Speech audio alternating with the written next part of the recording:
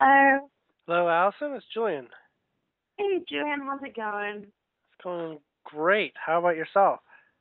It's going really well for me, too. I had a great day. Yeah, it's very Tony the Tiger for me today. Wait, what did you say? Tony the Tiger, Frosted Flakes. Oh, yeah, exactly. Awesome. So, what would you like to talk about today? Where would you like to start? Maybe we've got 2 hours this time. I know, it's so much time. Yeah. Well, I think where I'd like to start is kind of if you could do maybe a couch to 5K explanation of how to get from, I don't know, like the couch to being able to access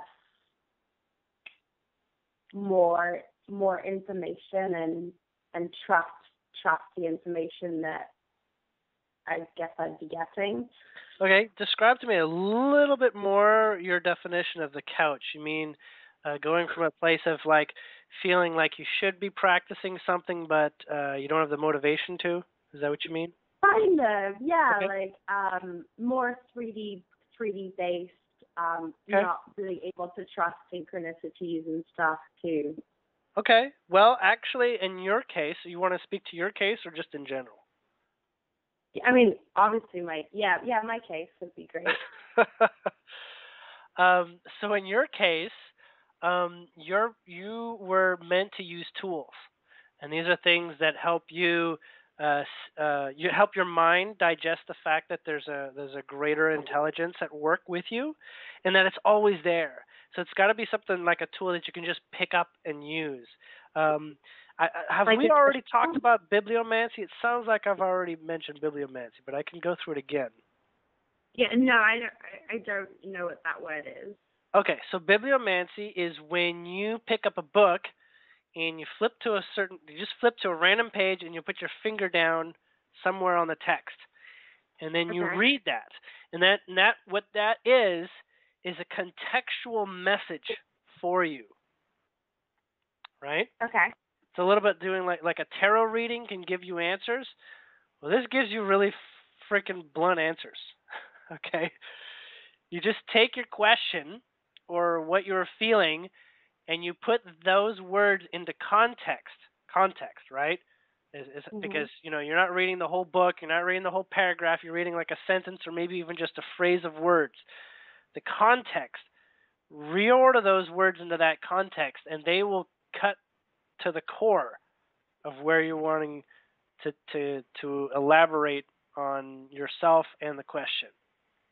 Does that make sense? Okay. You can do it with like an encyclopedia. People do it with pocket dictionaries. Okay, so you can carry around Mhm. a pocket dictionary. It works really well with pocket dictionaries. Okay. Um, and the idea is just to let spirit within you guide you to put your finger down exactly where it needs to go.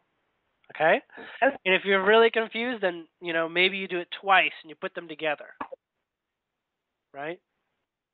Mhm. So you're dealing with symbology, you're dealing with subtlety, but you're dealing with actual words. It's almost as good as having channeled information come through you.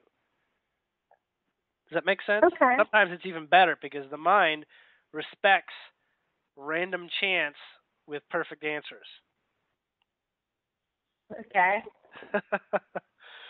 So there are other tools, Ouija boards and pendulums and dowsing rods and tarot cards and crystal balls and things like that. But this one is one that I suspect is one that I might have already told you about. But either way, it's one that is at the top of your list of effective tools. Okay, Okay. so that's a starting point. The Okay. next point is to uh, when your mind wants to get motivated, it wants to go from 3D. First off, it's going to continue caring about 3D things. So what Mhm. you're wanting to do is give a 3D something more meaning. Make it identified on the bigger picture. right? So the mind can go from a transition of one thing to a broader thing and feel like there's progress. Getting to the deeper juices of something, mind likes that. Okay? So what you do is you find something that you're wanting to get to the deeper juice of. Maybe it's your relationship, maybe it's your cat, maybe it's your job, maybe it's why you keep seeing something on your way to work every day, maybe it's why you like this kind of cereal. Okay? um and what you do is you write a declaration. You say, I want to know more about this. Okay? Say, I want to know more about why I'm crazy about Frosted Flakes. Okay? Okay. And you write it down. You literally got to write it down. Don't type it up. Write it down. Okay. On paper.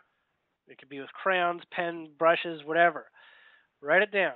You say, why put this on the fridge, like with a magnet on the fridge, and let it look at it on the fridge and say like, okay, good. Now I just got to wait for the door to knock, and the right kind of information comes through the door and tells you more about this. Now, in part, synchronicity exists so that you can get a little taste of some sort of success, that you're that you're moving in the right direction, sort of thing, right? Mhm. And synchronicity has a lot of traditional ways of coming through. Like seeing, like in my case, my birthday is September 7th, so I see 9 then 7 or 907 a lot of the time. Okay. 97 or 907, and that's really good confirmation for me. But 1111 is also a rare number that shows up occasionally. Things like that. On the clock or on license plates or on house numbers that you're walking by on the street. The numbers can show up anywhere. It can show up on on the receipt. It can show up on the gas pump, whatever. Anywhere numbers can be found, you find numbers that can serve you when they have a very particular meaning. For me, 907 or 97 means it's the core one that says you're right on, Julien. You're right there. What you were just thinking about, it's just you're absolutely correct. You're right on the ball. You're right on track. If that makes sense. Now there's others that have different meanings, like double digits. Those, in numerology is all easy to research. They all have different vibrational frequencies and meanings. So we won't get into that. But when you get something that is just beats the odds, right? You call that synchronicity. Mhm. 777 on a jackpot machine, just beats the odds. It's letting you know that odds are not actually true. That's only the mind's way of accepting infinite possibility is by calling it luck, right? And then it feels great benefit when it's lucky, right? When you do get 777 or you do win the lottery numbers, okay? You feel great benefit. But we all know that you don't always win the lottery every time you play the lottery. But you do win the lottery when you're vibrationally ready to win the lottery. Now, that's a subject all of its own. But the point is, when you have synchronicity shows up, it's letting you know that right now, in this moment, you're on the path. You're making progress. Okay? Your heart and your soul is always on its journey. Okay? It's always moving through the cosmos, exploring its greater nature through the human form. It's only the mind that looks around the world and sees structure and tries to create structure, and so it expects everything to show up in structure, in structured ways.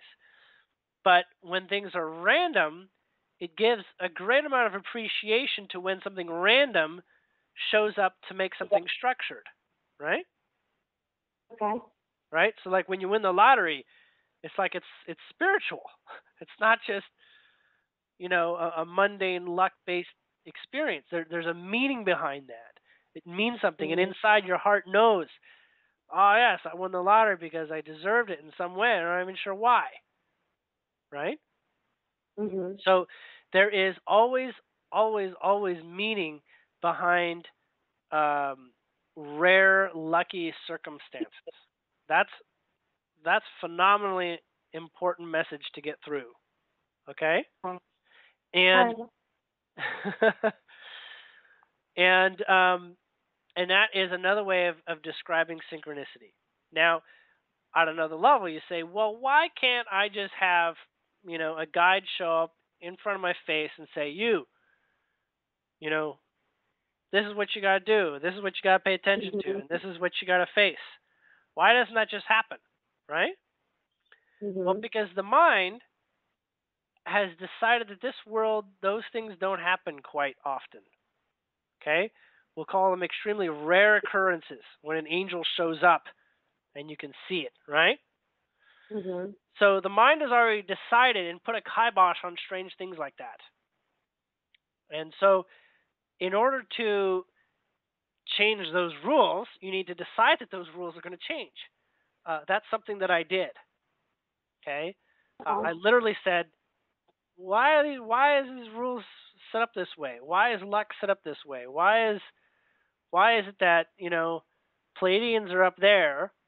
I've heard about them, but why aren't they talking to me?" And I said, you know what? I'm just going to start. I'm just going to ask. I'm just going to do it. I'm just going to change the rules and say Pleiadians don't just talk to channel people. They talk to anybody who's listening because they're wonderful people. And guess what? Mhm. I got really great experiences out of that. And I said, Mhm. well, if other people can talk to them, why can't I?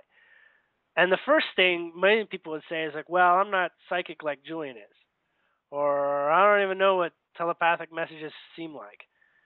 And for me, at the beginning, it seemed like, oh boy, I'm talking to myself in my head. This is really peculiar.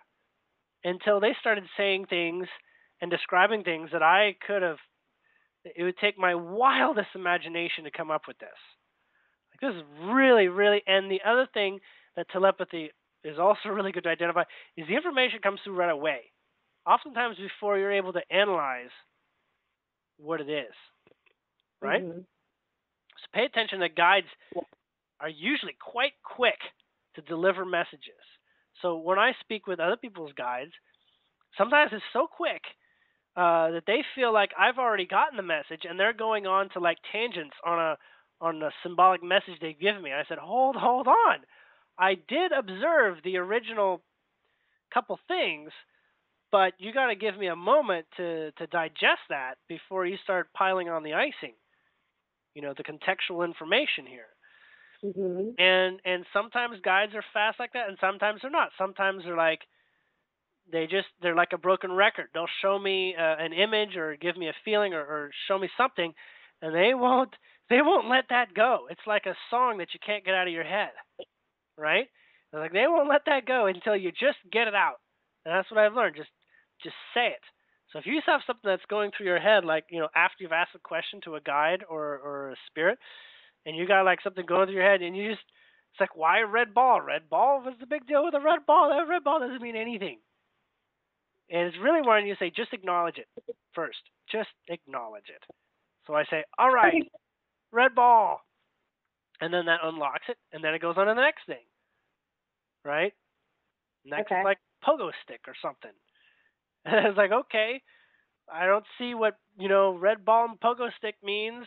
And it's like, all right, this is a game of charades. We're going to treat it like charades, just one after the other. you know, okay. Red ball, pogo stick. What comes next? Ice cream. Ice cream, great. What does that mean? What does that have to do with anything? You know, like stop judging it. Just spit it out. And now you do, before you realize you're channeling. Okay, and then it Okay. goes from and then they all start to, what do all of them have in common? Well, okay, I was at the park the other day, and that was the last time I saw someone on a pogo stick, and I noticed this kid had a balloon. It was red, and it flew up into the air, and the mother gave her kid to console her some ice cream. You're like, holy crap! I just put together an experience that actually was really important, and it's trying to tell you to look at that experience. What did that mean? You know, like look into that, and so you can look into the way that information can come forward more and more. But obviously, it takes a little bit of practice. It takes a little bit of getting to know, kind of like, if it's going to do that thing, red ball, pogo stick or whatever, or if it's trying to jam a lot of information through you at once. Now, in your case, your guides have not been requested, except for one of them, to spend a whole lot of time trying to get you to understand that they're communicating with you, that they can work with you without you acknowledging what they're doing. They simply serve. They simply do what they're doing, and they help you get through whatever you're doing in their area of expertise or their specialty or whatever they're dedicated to you for. But one of them, and this would be the one that's more like an angel, this one does speak in very human ways and does say things that you thus far have only identified as the trappings of your own mind speak. But yeah, I was going to say, because I have had several experiences where I've kind of like sat quietly and done like a contemplative meditation, and I've been thinking thoughts and images or whatever and kind of speaking that way, and then I have heard voices. It sounds like my voice responding to me, and I'm not, but it doesn't really feel like my voice, and sometimes the information feels like it's being distorted by a mind programming and it's not coming through clearly, and sometimes it comes through too fast and I don't know what it says. But I mean, yep. That's absolutely the case. So, and you described each part of that very clearly. So, yes, sitting down and taking the time to clear space for communication like that is really, really good, especially when you have a clear mind. But of course, the mind is always wanting to have an opportunity to contextualize, to ground it, to make sense, to figure it out. It's like, oh, you just said lollipop? Okay. What does that mean? What does that mean? Well, forget it. Don't try to figure out lollipop. Wait till you get the rest of the sentence. It has no context without more, right? And that's what telepathy is like. And in your case, the one that does speaking words sounds like yours, but all telepathy sounds like your own voice at the beginning. When you begin with telepathy, all you know is your own mind speak. You haven't differentiated the feelings and the subtleties there, but you can, especially when you're calm and there's space to do that. When you're angry, when you're sad, it's very hard to get the full spectrum range of what is communicating through you. Well, I mean, it has also kind of been in tandem with this process of, I guess, like releasing fear, because I feel a lot of fear in my daily life, and when I hear the voice and I hear it clearly, there's like excitement, and then it can become fearful and fear-making very quickly. That's the mind's response and distorting it into something that makes it seem like it's not actually that useful. Yeah. So note when your emotions get excited. Sometimes a phrase is all you need to hear. Okay. You notice? And but at the same time, the mind wants credit. Mind wants credit for everything, because that's how it gets any sort of kudos to anything becoming anything, is the mind made it so, right? The mind interpreted and programmed it and declared it and staked its claim and now owns it, right? Anything it experiences. But at the same time, when the mind doesn't recognize the difference between divine and furthering limitation, then you get into a place where the mind can hijack almost any message. And that's why most people don't require direct communication from their guide so much. Okay? What you're actually experiencing and being told is you can get a positive message from your guide, but at the same time, what happens is that your mind does everything to kibosh it, right? It's almost like the president just said something. Now you analyze and pick it away until it's no longer useful. It's kind of like, why should I trust you? Something like that. At the same time, it's useful to write things down and let them go. So you get something, you thought that was kind of nice, you write it down, and then you say, I'll think about it later. And that's how you sort of like channel words. You let through a couple words at a time, phrase here and there. Sometimes it's a completely broken sentence, because if it's a complete sentence, then it has too much context and doesn't allow you to actually experience it from a broader way, right? A lot of guides like to do that, especially the angel type ones, is they'll talk with you in poetry so that you have to do your own analysis, like, reading Shakespeare, and they'll also do phrases. They'll give you a couple words at a time, and it's almost like, God, I want just bing bam boom, give me the list and I'll follow it. But the idea is not so much about just being directed. It's about encouraging your mind to explore subtlety and to explore. Really, your heart's already awakened. Your soul is already awakened. The only game in town is to see what your mind can digest in terms of expanding itself, right?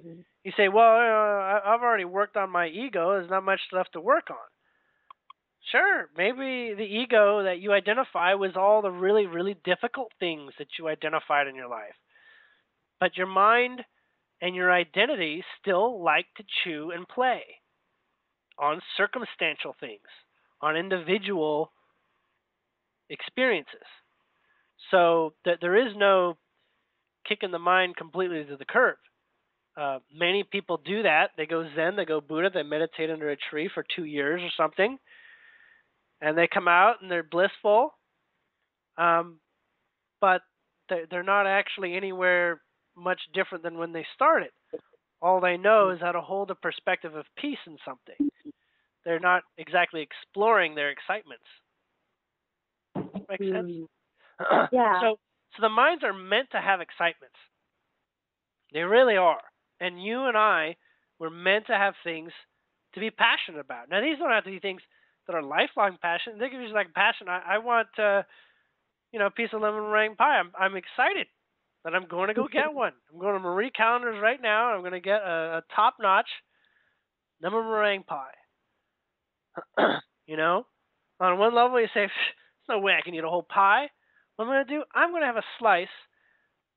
And because I'm really satisfied by that one slice, I'm going to take this to my neighbor and give him the rest.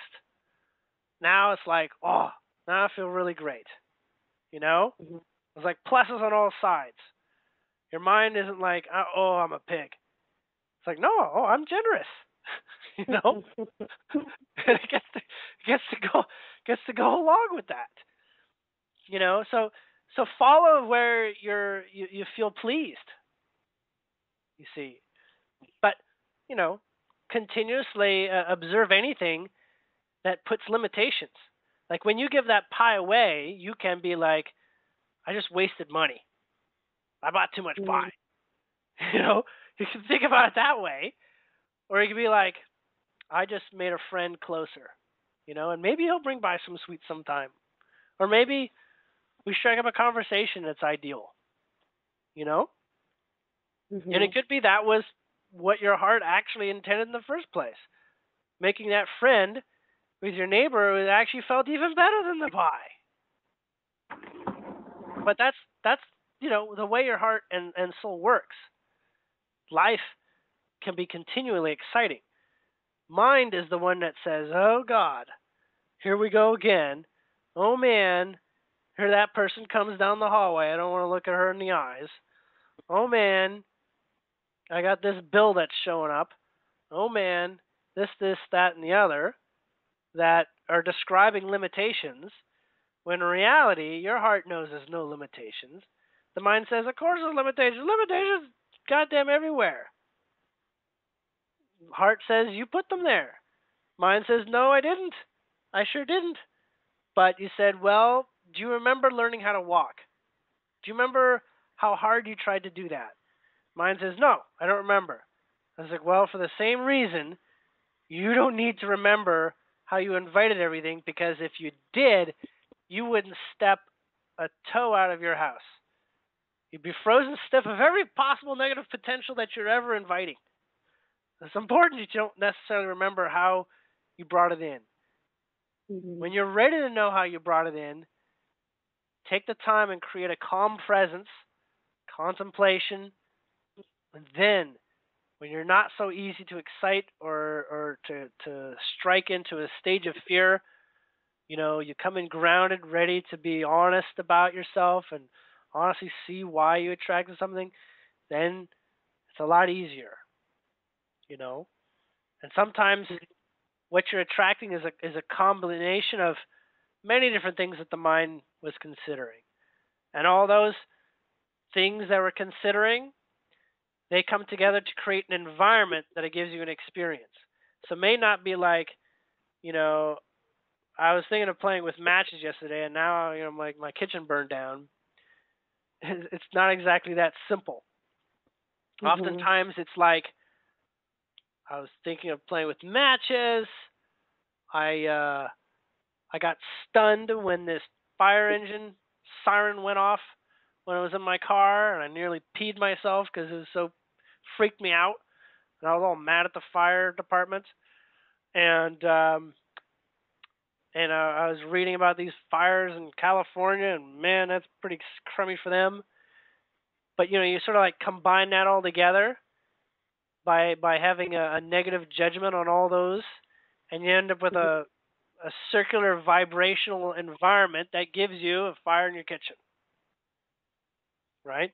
They all relate to feed you an example. And it's not that the fire in your kitchen is supposed to be like punishment, like karma or something like that. It's more like, hey, you got an issue with fires.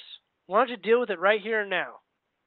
Why don't you discover your courage with this kitchen fire and put it out and see that, fires are not as big a hassle as they need to be. Mm-hmm. So things happen like that. More and more and more you get to see that when you begin to trust the broader orchestration of just about everything. I mean, you may not start with it considering that it's everything, but you can begin to see the more exaggerated, strange things. Whenever something shows up that you call by chance, there's usually some good data in there, good juicy information to describe what you've been attracting or what you've been considering in the periphery of your mind or in the direct forefront of your mind. So taking all that, wrapping it up in a nice bow and going back to the original question, is from couch to 5D. Right. And the sort of trusting synchronicity. I would say every living, breathing moment is a living synchronicity. And you probably say, wow, Julien, yes, the magic of life, wonderful. I've heard that before. That doesn't do much for me. But what I mean is, you can sit still for a moment. You can look around you, and from a still point where you can listen to that inner guidance a little bit and your inner feeling, you can look around and if you can see it, and it's close enough for you to touch, and you can lick it, there's a reason why it's there, and it can help talk about you in ways that can get very subtle and very deep. Now, I don't just mean like, yeah, I chose, to have this in my spice rack because, I like that. And yes, I've got a TV because I like TV, whoop-de-doo. What I mean is like, television is like a symbol for a connection to what is on the program. What is the program being fed into your life from the outside? Right? It's an umbilical cord to outside world. Right? Internet is too. It's just much more choice based. Right? The spices, you say, wow, great. Yeah, sure, I like thyme. Sure, I like time, but did I not realize that time rhymes with the word time? Oh yeah, time also goes with time. Now I know why I like time so much, because I have an issue scheduling things, and I worry about time all the time. And here I am, I'm using the spice to try to remind myself of that. Right? I like to play with time and timing, things like that. It all, it's like everything has a deeper meaning. And, on the one hand, you say, give me the deeper meaning right now. Well, it's contextual to every moment in your life. So you say, well, no, Julien, I have time. Everybody's got time. It's not a big deal, It's like, well, actually, you seem to always be running out of your spice of time. Have you noticed? Not everybody runs out of the spice use of time. Maybe that has something to do with you not having enough time. You're like, oh, okay, fine. I could see that. Or you say, I don't want to use time. I don't like the flavor of time. And you're like, you could say, I wonder why I don't like the flavor of time. Why? Because I don't like looking at timing. But this is just one example. Time can taste like dirt to you, right? And of course, there's no way I'm going to get a better relationship with the concept of time if I got to eat this dirt, right? So it can have a completely different message in it. And part of what it is going moment to moment is today it may taste like dirt, tomorrow it may not, right? You may grow accustomed to things, in the flavor palette. You can move on. I once didn't like olives, now I love them. Big whoop. Why did that happen? Why did that happen? I used to love bananas. Now I'm not crazy about the texture of bananas. Flavor's still nice. What does that mean? You start to say, well, I feel like I'm fishing here, but maybe I don't like the texture of bananas because it's kind of slimy. I don't like slimy things so much. And then you start thinking, well, what's the big deal with slimy? What is slimy a big deal? I was like, well, I don't really like slimy because it makes me think of like built up grime. When my bathtub is kind of slimy and it's built up grime and it's slippery, it's kind of funk. That's what it reminds me of. Oh, now I know why I don't like slimy. Great. Maybe I just need to work with my relationship on things that are slimy, and all of a sudden bananas seem great. Or I come across bananas that are nice and ripe and aren't slimy. Who knows? Vibrational relationships continue to shift like that all the time. You're like in an ocean. You look at your room and you say, "Oh no, everything's kind of solid here." No, everything's in fluid motion, just in less fluid motion than you would observe. It's more obvious if you were to look at your room and wonder what would happen to this space, 100 years from now.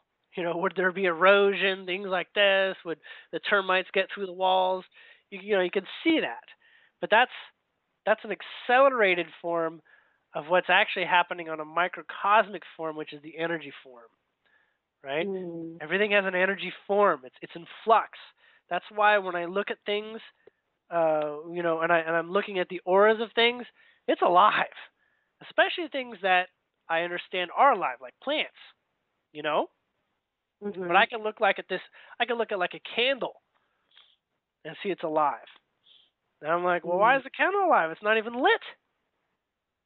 It's like, well, that aliveness is demonstrating potential, and it knows that it's a kind of form where that energy transforms, right? That it becomes it's ready to become another form of energy. Like, oh, okay, okay. But what does that mean for me? Why do I care? Looking at this candle that's got like a sort of shimmering, sort of wavering thing to it. Well, one, the shimmering thing is actually showing me that the color of the candle is important because the shimmer of the aura is the same color as the candle itself. I thought it was a bit of an illusion there, but no, actually the shimmer is the same color as the candle. Okay, so let me know there's something important about that color. All right, so the color is good. Now what? Now it's talking about transferring. At the same time as transferring energy and converting energy, I get into this place of saying, well, a candle just melts stuff. It just, you know, dissolves and goes into the air, right? I mean, what's the big deal? Well, this is like saying it's taking that color energy and it's dispersing it everywhere, right? Mm-hmm. So that disbursement is like, oh, well, that's what's really going on. That's what's really happening. So you can begin to look more and more and begin to really see how there's continual shifts. I'm gonna have to put you on pause for just a minute. I've got a lot of distractions popping up my computer that I'm going to quickly deal with. Okay. Okay, I'm back. Nice to have you back. Okay. So, did you have any questions about what I was talking about just now, or was that pretty clear? So we can go on to the next. Yeah, no, that was pretty clear, and helpful. Okay. So one of the things that a lot of people really, really, really want is they want a miracle, right? They want something that concretely blows the mind out of the water and says you're always going to be second to something that's much bigger than you, right? Mm-hmm. And so people look for the miracles. They look for something that is just irrefutable evidence of some form, right? Mm-hmm. And in this case, your mind is not really any different. It wants some something that it feels like it had an experience, but now we get to say it happened to me. There's lots Mm-hmm. of great psychic people out there. There's lots of people who got miracles. If I wanted to be mind over matter, I'd go be a monk in Tibet or something, right? But I don't want any of that. I don't want to have to figure out how to turn my body into a temple or spend my whole life doing that. And I don't want to try and figure out what it is to be psychic. All I want is to know that there's something special about where I am. There's something very unique about where I come from, and nobody can tell me that except for me, because I'm the one that experienced it firsthand. And everybody's looking for that sort of firsthand experience, whether they're aware of it or not.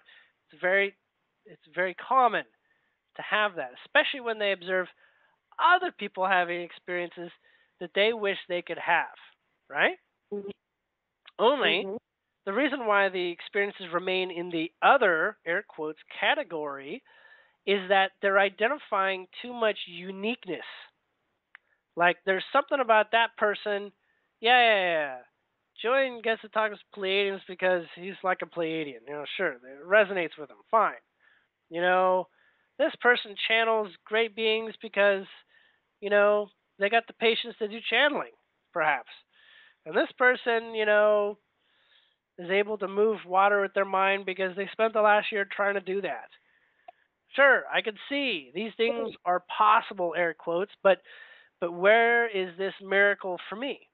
And a great deal of it is in the starting to take a moment and realize that all these miracles are for you, that they are yours, that they are literally happening for your excitement, not for your own sort of like, man, I wish I could do that and I can't, you know, that they're meant to hold this realm of possibility. So it's like, sure, there's a miracle on the outside, but you're wanting to reel it in, make it a bit more personal, make it a bit more personal.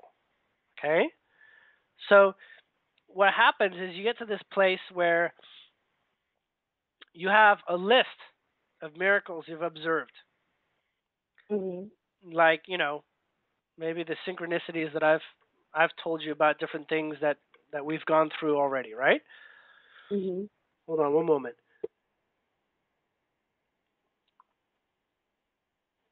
I was drinking some water. My voice getting a bit raspy. But there's this place where you look at yourself and you look at the miracles that have gone on out there. And if you can identify that, first, anybody can have any miracle. That is usually one of the biggest blocks, right, to feeling special.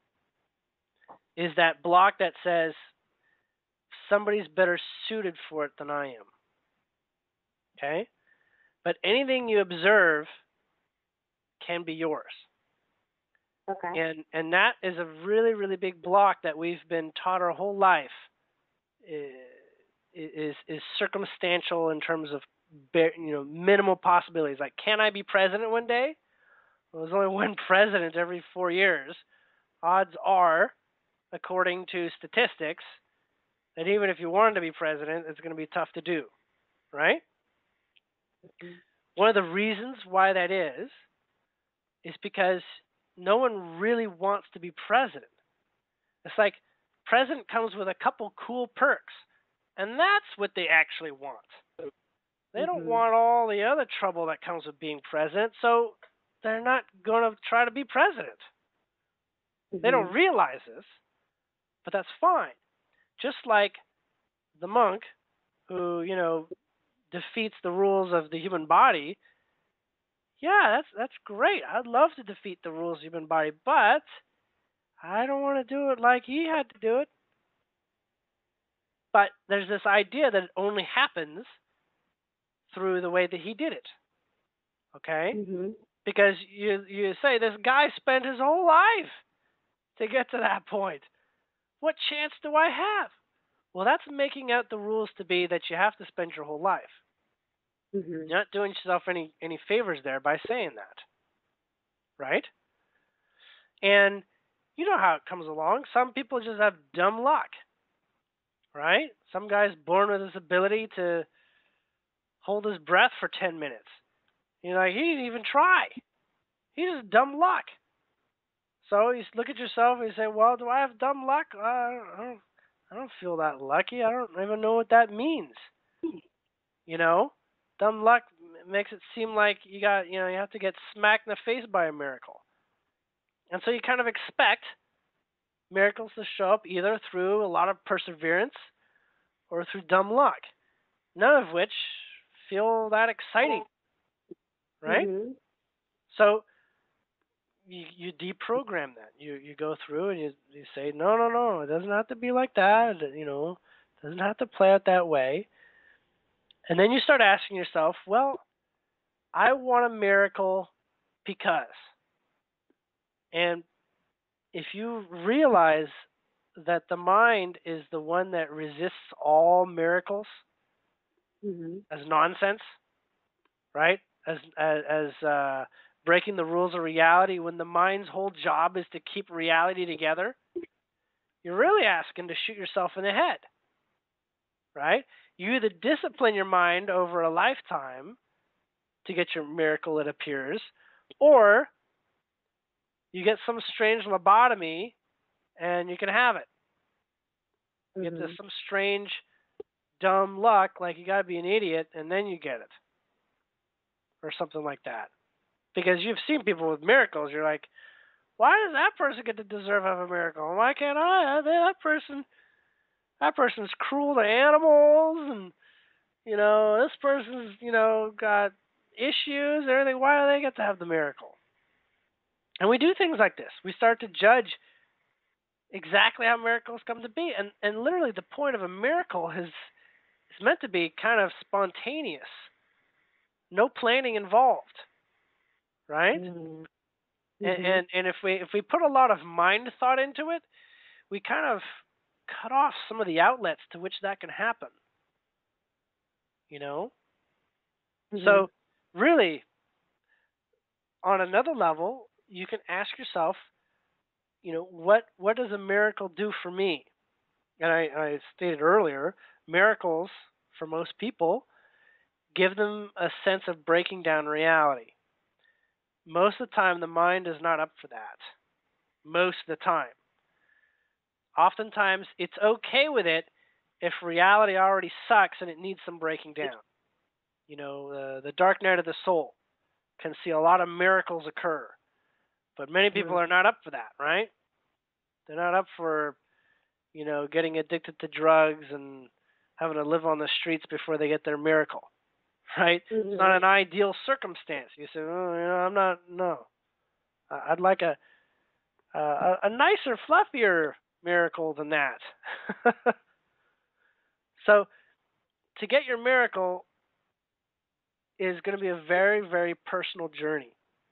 And when I say getting, I don't mean like it's like a treasure hunt or something like that. But get to the point where your mind is allowing enough for a miracle to occur for you. And that usually comes in a very personal way. It can be like a miracle that's sort of like it's more like a really, really extreme low chance type of miracle. And that might be good. Like a miracle that car didn't hit you or something. Like, that's not a good miracle. You might be like, you might be like, oh, but come on, you just had a miracle. That angel pushed the car, like made sure that guy didn't hit you. Like, I need a little better than that, You're like, okay.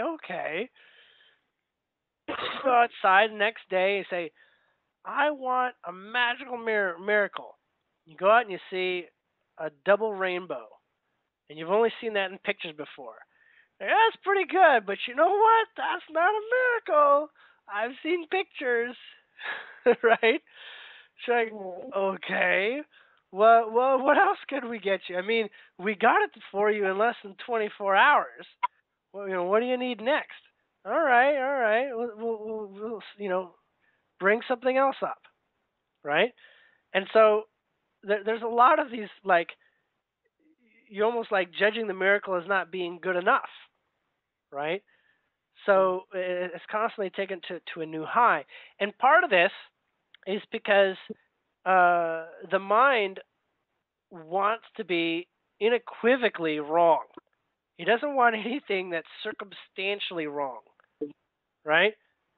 Like that double rainbow was a miracle for you and the other 50,000 people in town, and it doesn't feel, it feels like, that wasn't really just for me, okay? Now, oftentimes, the greatest miracles are not like, oh, I dodged a bullet, or I did something that can help my ego show off, you know, or like I just did a triple backflip accidentally when I was on my skis and I landed perfectly. Because now the mind's like, oh, I got skills, and everybody caught that on film, and it's great. It was a miracle. You didn't kill yourself, but on another level, the mind, wants to gain credit for some things. So most miracles are going to be in the dimension of something you have absolutely no control over. And yes, again, people who have a great degree of mind-wanting circumstances to play ball are going to dismiss a great many possibilities in it showing up in their vibration and attracting that. Okay? So if you're in that kind of boat, in the sense that your mind is blocking out miracles because there's so many conditions in which your mind, you're just not ready for that.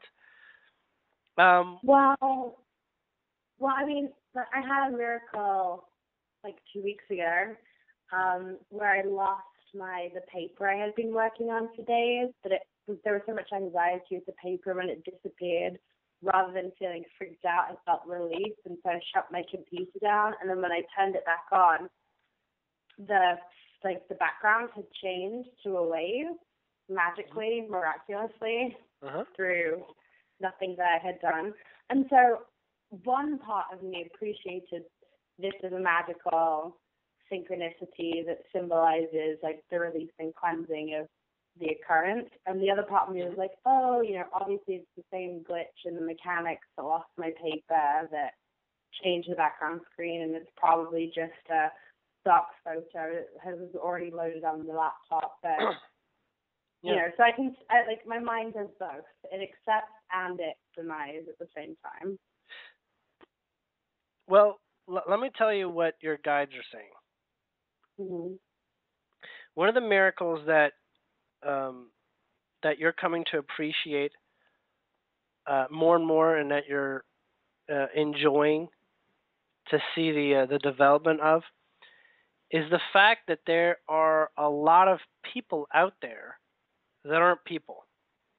They're like guides and spirits and intelligent consciousnesses, that are out there, and that they actively get involved in your life, and you're not even aware.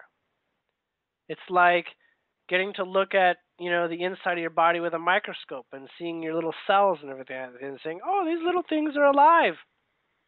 They're little autonomous little cells in my body.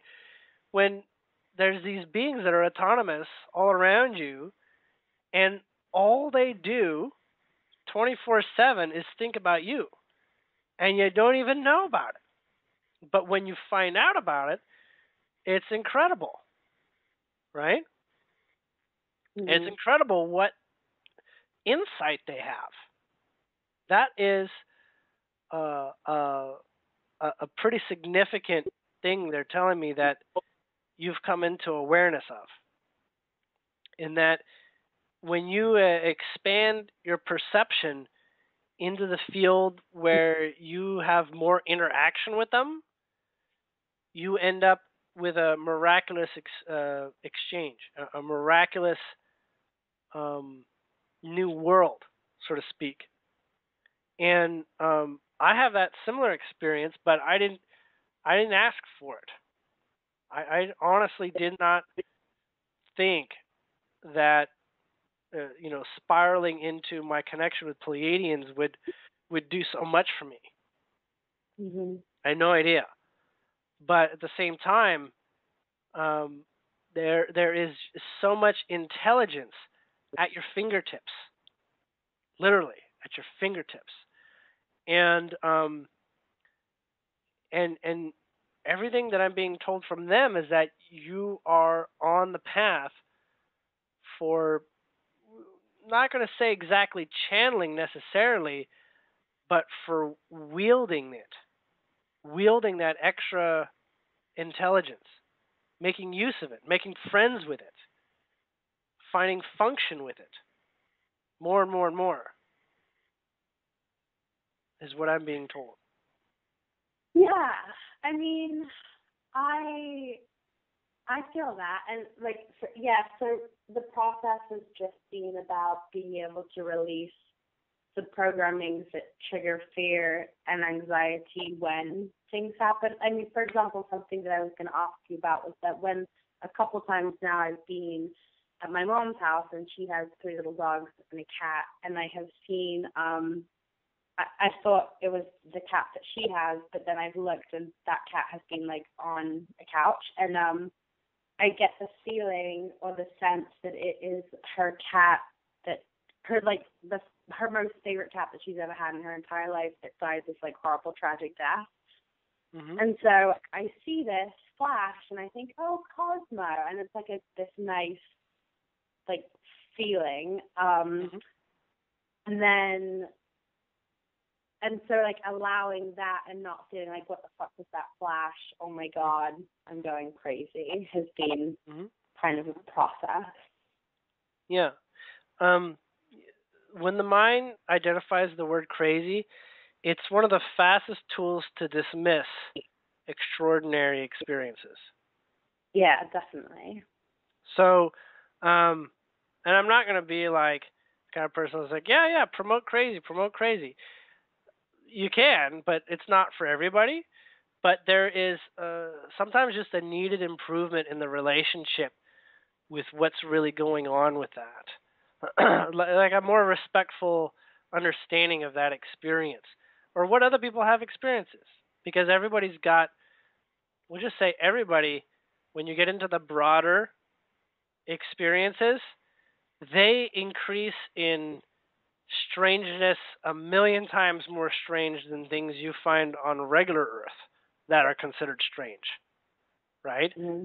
Like they go off many, many levels of deep end of strange things because those worlds are fundamentally even much, much more greater than the fixed realities that we've established for ourselves here, right? Mm-hmm. I mean, to think that everybody has, between 3 to 7 guides average for the whole planet means there's a whole lot of guides out there. Mm-hmm. Billions. Not that's not of course not including the ones that help multiple individuals at the same time. But it's like, and each one I come across, it's like a different person.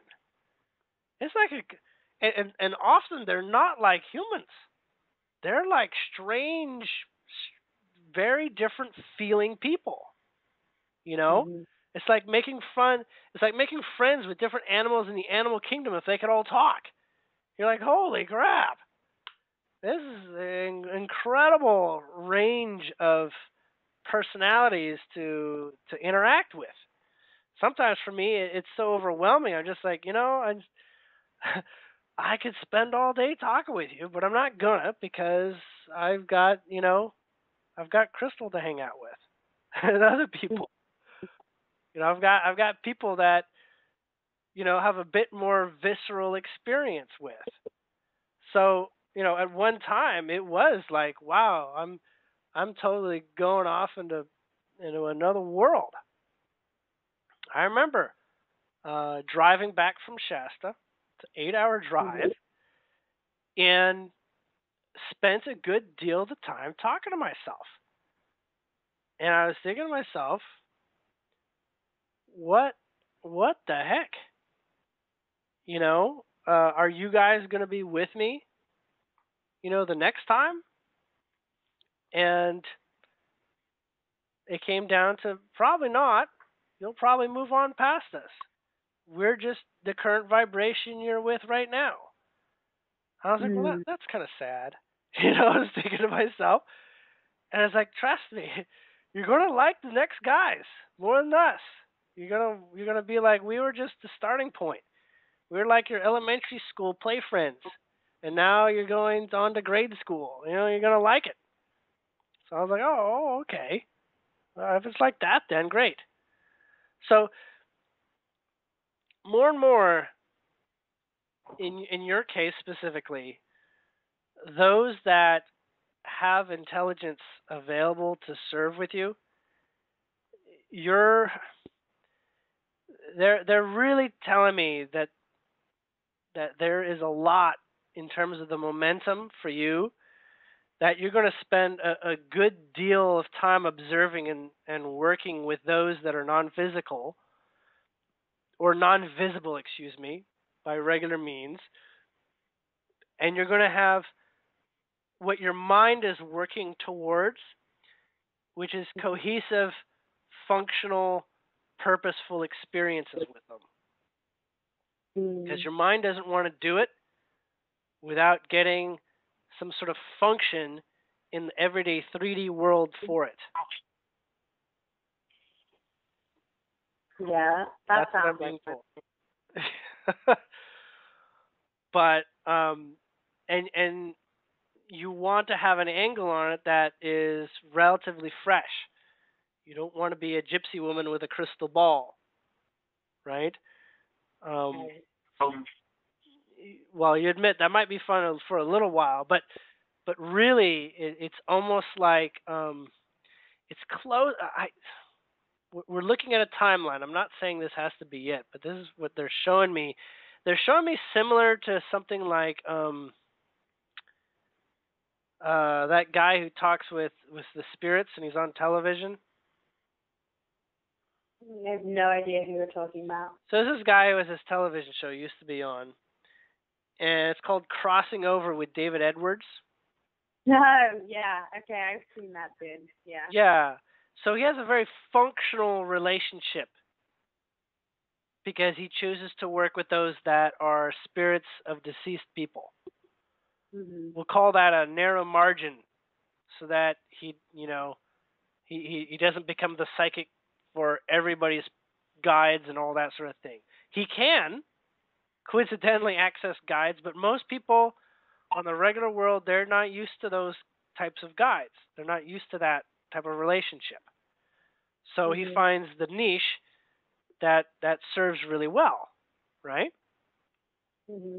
In your case, and a little bit similar to mine, I'm getting you're going to be using these types of extra sources of information to help you cut through sessions with people who are coming to you.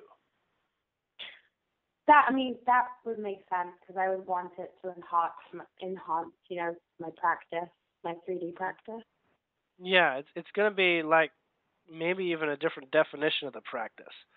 But I'm getting on the timeline that you're going to consider this information almost like when they speak to you, you'll listen to the telepathic information that's beyond what just their words are, sort of like supporting information that comes from the guides, so that you get a faster, quicker, wholer picture.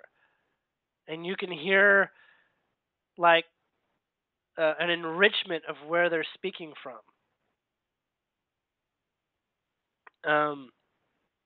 That is something that is very much in your timeline direction. I'm just constantly getting they just keep telling me this.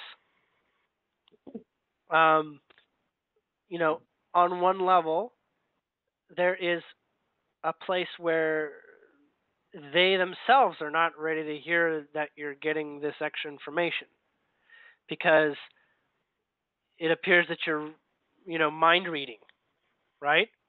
And that has a program associated with it that people don't like, mind reading. When you're getting help from guides, there's no rules, right? Guides don't have, this sort of thing where they're not allowed to talk about certain stuff.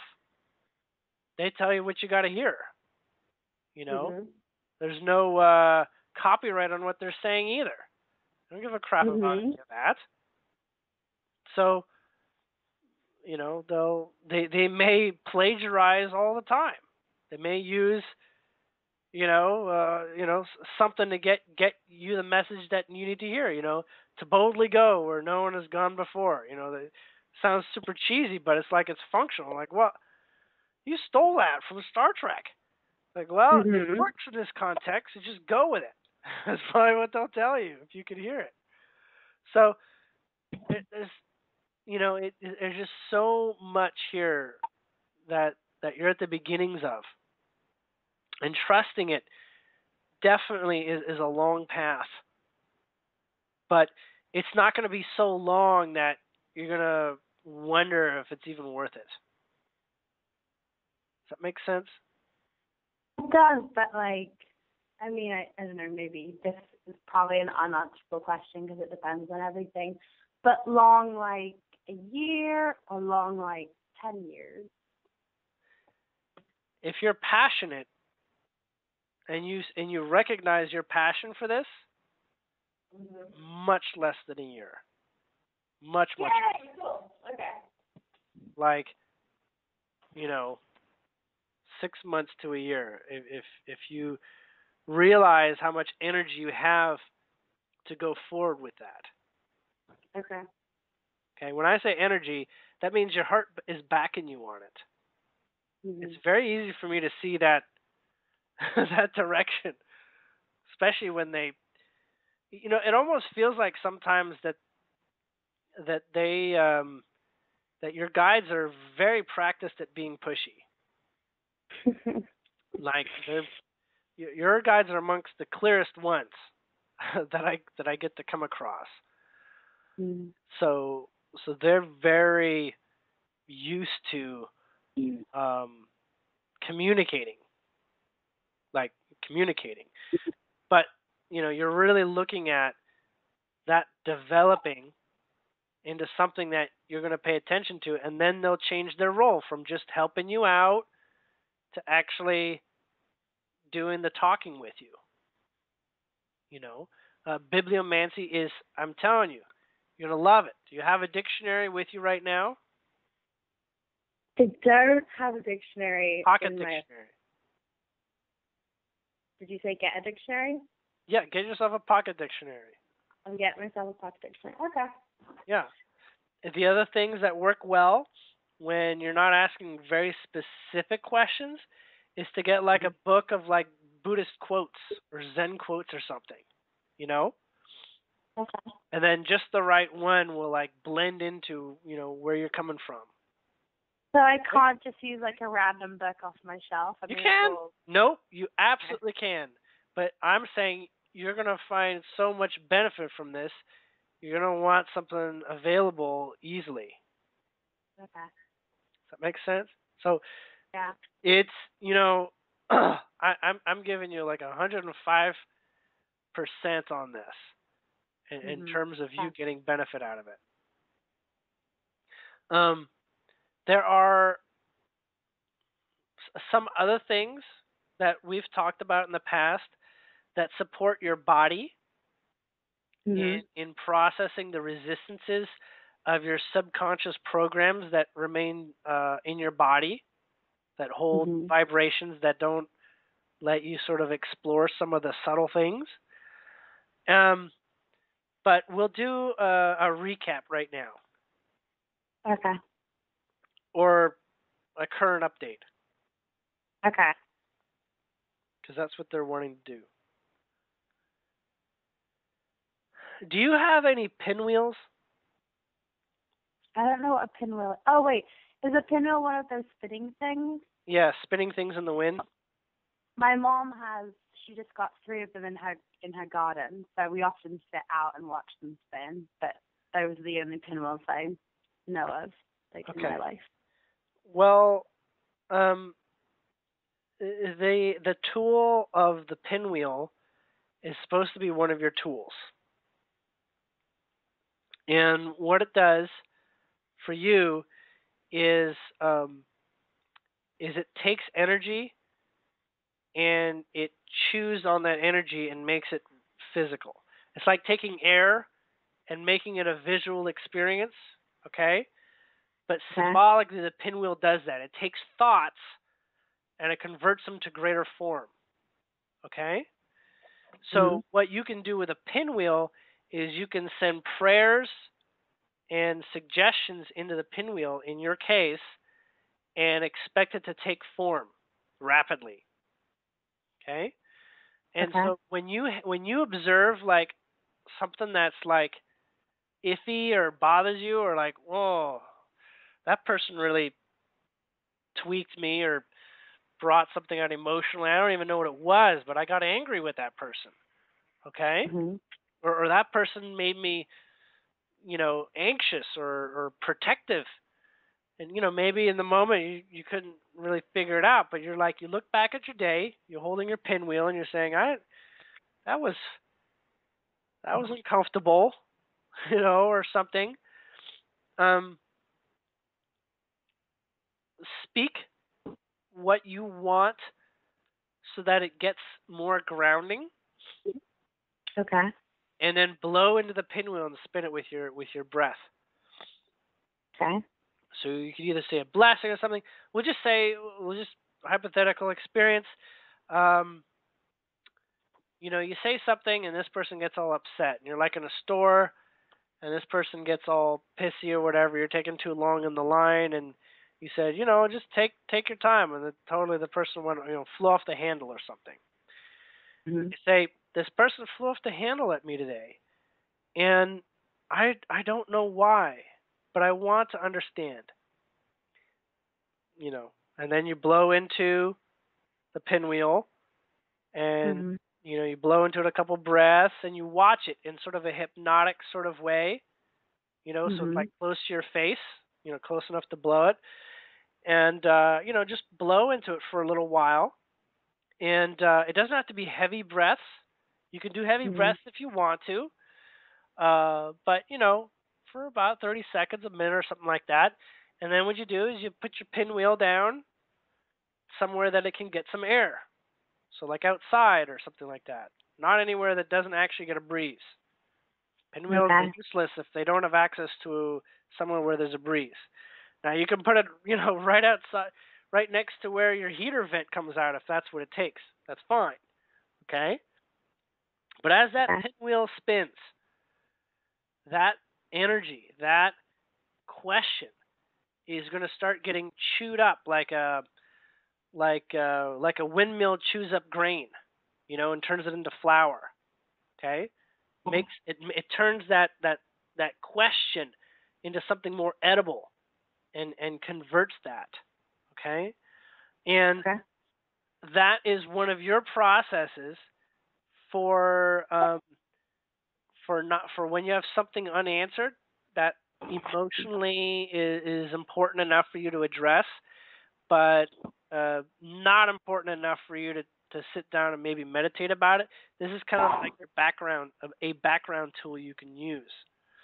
But note, when you do this with consciousness, your guides, this is like a portal for your guides to take action. This is like a Okay. little miniature wish maker, so to speak. Okay? It's like that Okay. is the loudspeaker to the factory to say, this is what we're working on next. Okay, people? All right? Okay. Take note of that. Um, Now you can do things with pinwheels on all sorts of levels. You can use them for all sorts of ways. Like for instance, you can put a message on the pinwheel. Like you can write a piece of message and stick it to the inside, and that message will perpetuate and evolve and become a higher vibration, a broader vibration as you choose. Okay? You could even Okay. say like win the lottery on there. And that pinwheel will spin and develop that purpose at an accelerated rate. Okay? Now you can Okay. create pinwheels out of origami. You can make them out of paper. Just take note you can do that. And then you sort of like affix them to like a like a pin needle or something like that. So you can Mhm. make them. You don't have to necessarily buy them.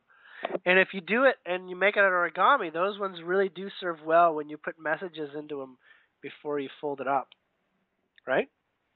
Okay. One particular experience that I'm being told is done is you write a love letter to yourself, and then you set up a pinwheel to do that to sort of continue to invigorate you in your love for yourself, as that tends to be one of the more lacking energies out there, is self-love. Yes, and it's definitely something that I have been working on, and I would say has my like ecstatic self-love practice has accelerated in the past kind of maybe week or two. Mm-hmm. It's been easier and easier to maintain like unconditional positive regard. Very good. Do you like popcorn? Yes and no. It's funny, I just saw popcorn today when I was at the grocery store, and I never buy popcorn. And I thought, oh, maybe I'll buy that popcorn, but I did Okay. not. Well, you're being told to get it. Okay.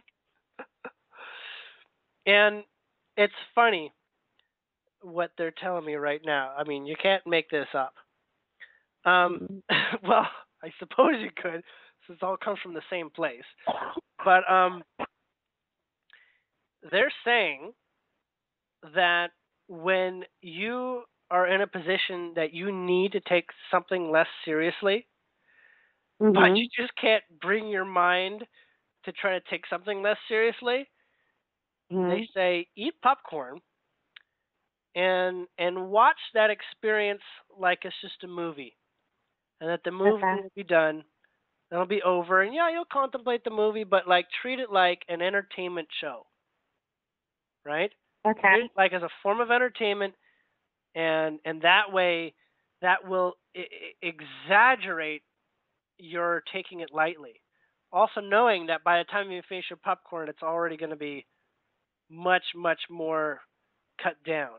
So, when you're like, you can't get your mind off something, Mm-hmm. you popcorn and say, this is all just going to flow. It's just going to go through. It's just going to get done.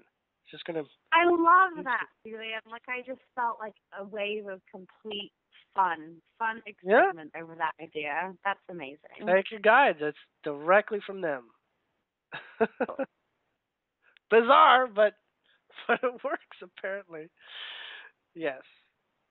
The other thing that serves very well, of course, is writing. Write to yourself. I believe we've talked about you writing a journal. Mm-hmm. Yes.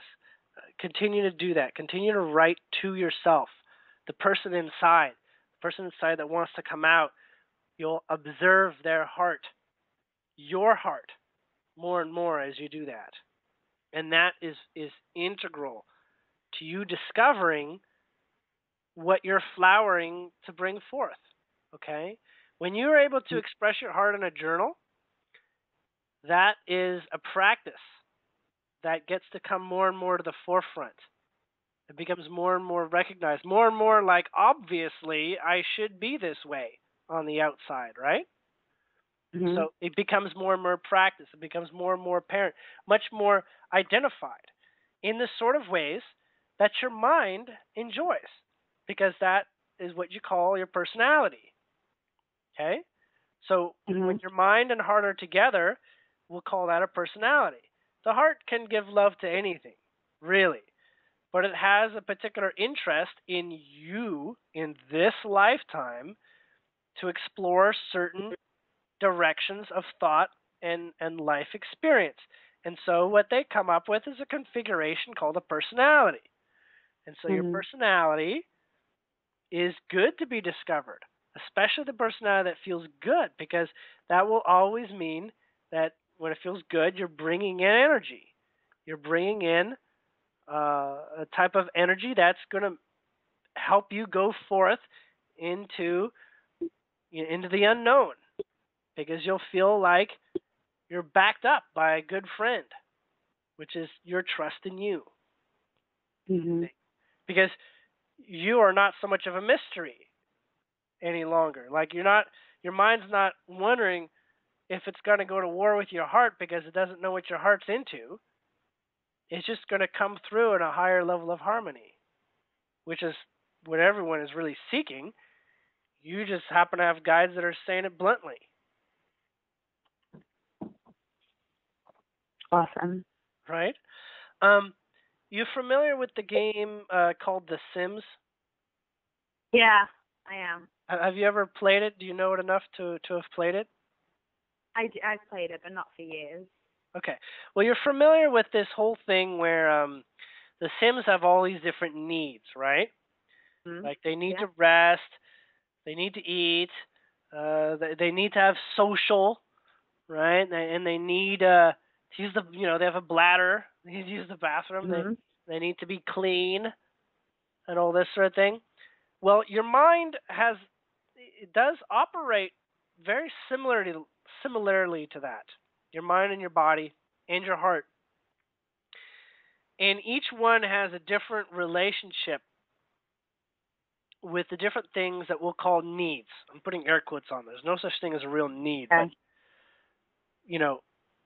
has a different relationship with these different needs. The more you'll have needs for interaction, elimination, and certain things. Okay. Yeah. When you have an understanding of what it is that your body is needing, what your mind is needing, and what your heart is offering, we won't say heart is needing, but what your heart is offering, when you're able to hold those three in context, in any circumstance where you feel there's something you have to do, Mhm. you get to become a real significant master of that experience and future ones to come. Okay? Now you're saying Mhm. elimination doesn't sound very exciting, right? Like what spiritual is there? There is. There's significant No, no, I spiritual. actually think elimination sounds very exciting. I did some mental elimination today of something that had been troubling me for a really long time. So yes, I'm all about elimination. Yeah. And you can sit on the toilet and give away programs at the same time because your body is already doing it.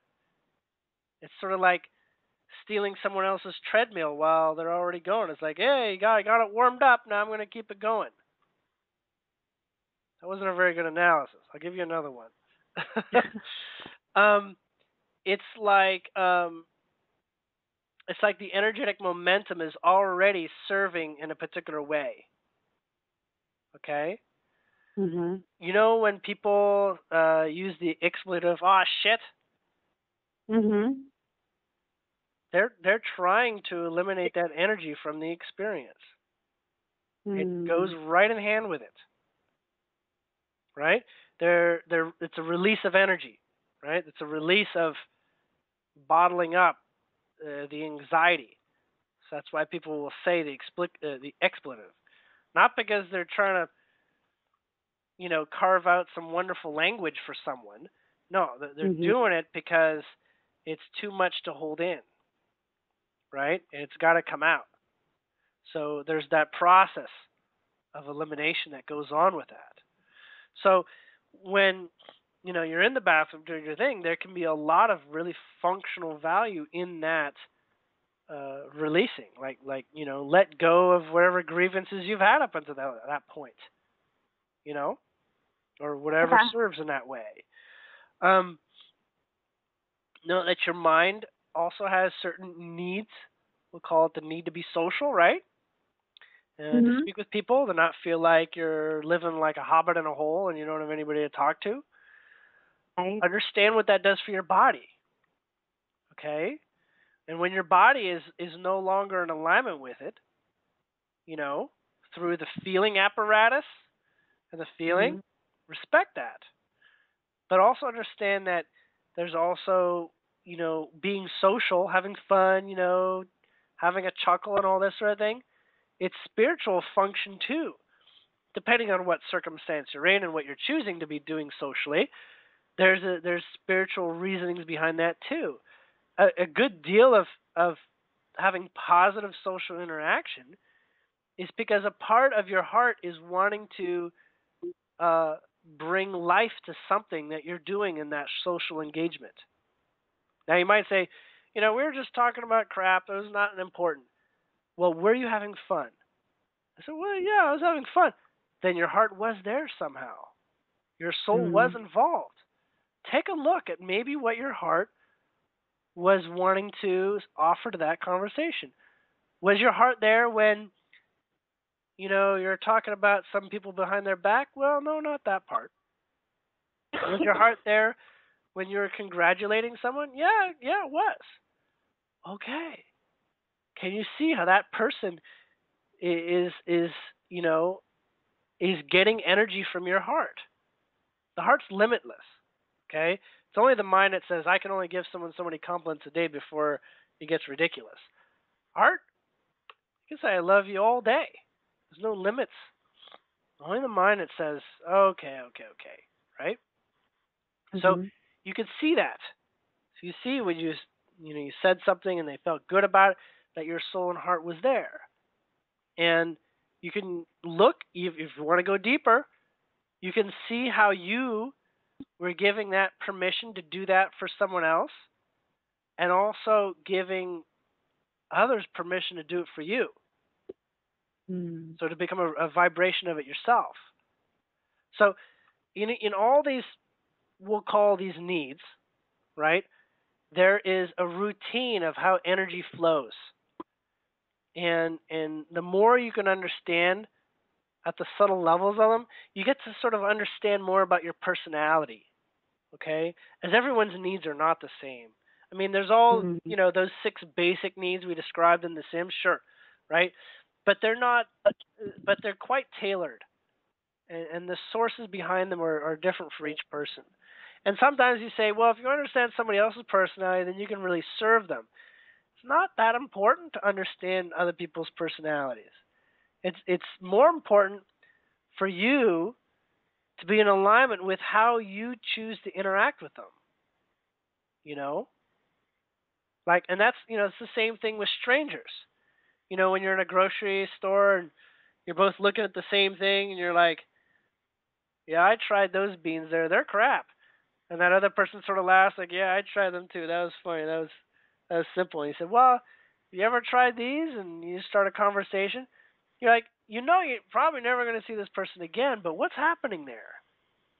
Why is that little social thing with no long-term grounding important? Because there's lots of pieces to be discovered.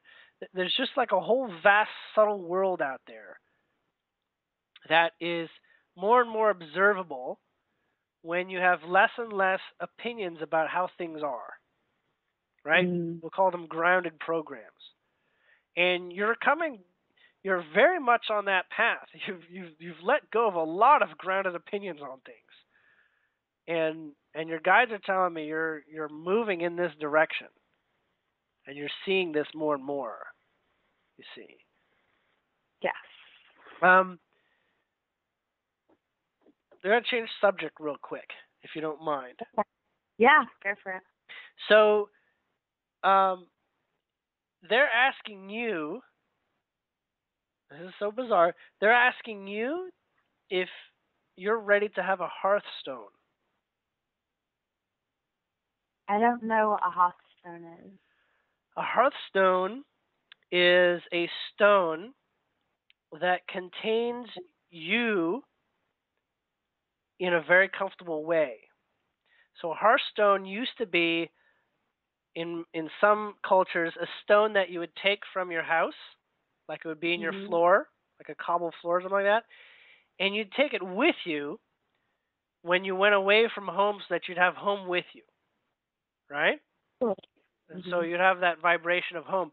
And the home is like your cozy vibration, like you're cozy, I'm taken care of, I've got, this is all working well, So a hearthstone is meant to center you, is meant to put you back in the perspective of being at home. So it's like a home stone, sort of, if that makes sense. When you're homesick, what you're missing is what a hearthstone would give you. But in this context, I mean, it wouldn't actually be like a piece of my home. It would be maybe like a crystal or something. It can be a crystal, but it's got to be something. It doesn't have to be a stone or a crystal. It could be anything from your home that has mostly always been around, that really embodies the vibration of your home. Now, you don't have to already have something. You can make something into that, okay? And you can even do something like a picture of your living room. That can be a hearthstone, all right? You keep a photograph of your living room, or your favorite chair, or your bed. If you just love the coziness of your bed, then there. It can also be like a clipping of your favorite blanket or something. You know what I'm talking about? When a child is homesick, they're going for this vibration. Yeah, I mean, I guess I would say I don't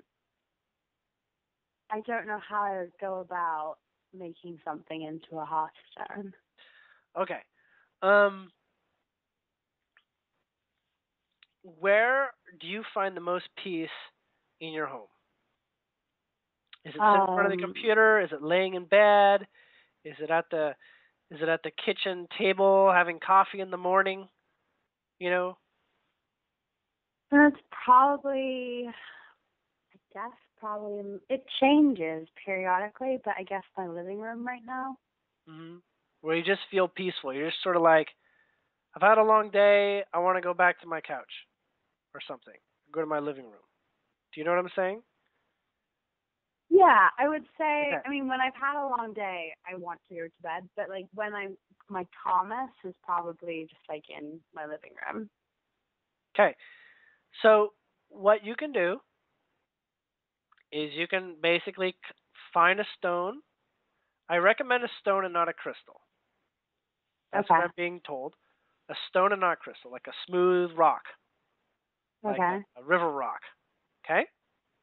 Okay. And what you do is you bring that stone to the place that is cozy like home.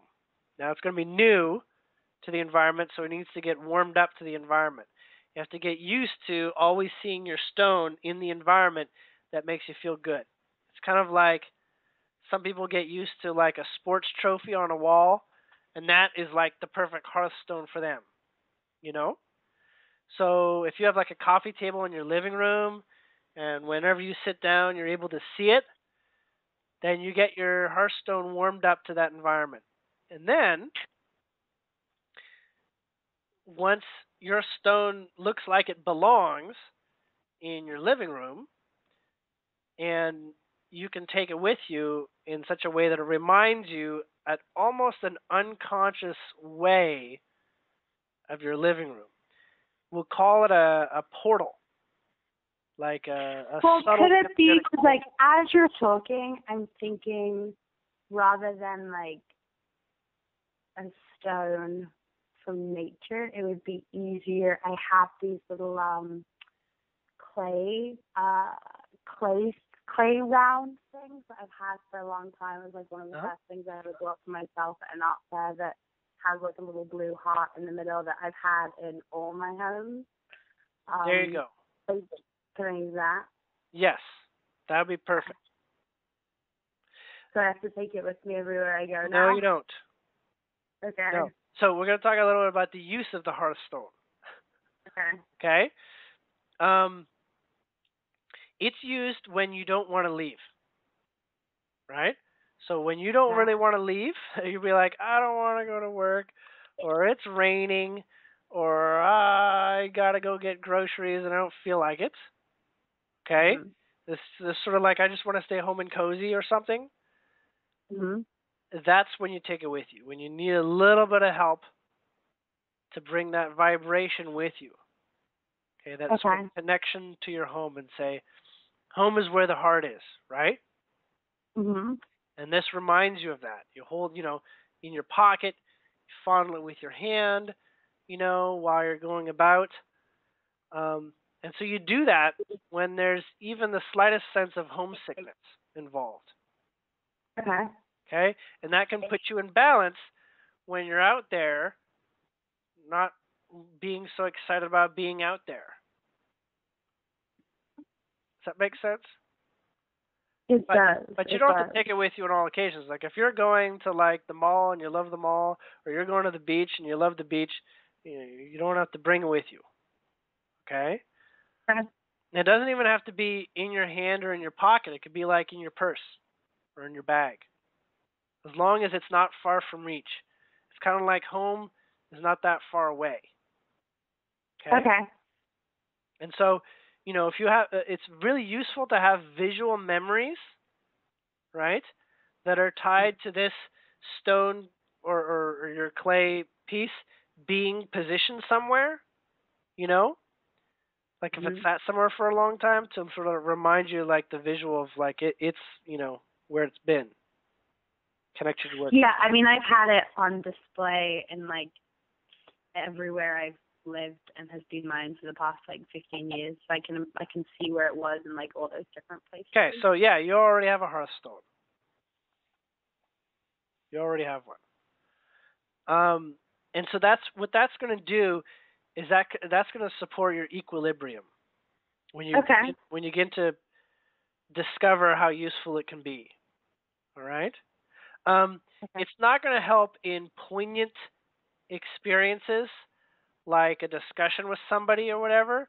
It's going to Mhm. mostly be when you're not directly interacting with someone because Okay. that's going to be much more distracting than your ability to keep focus on the resonance of home. Okay, but it does serve as a portal. It does create like an umbilical cord energy connection. Okay. All right. I'm being told that it's something that you could be using.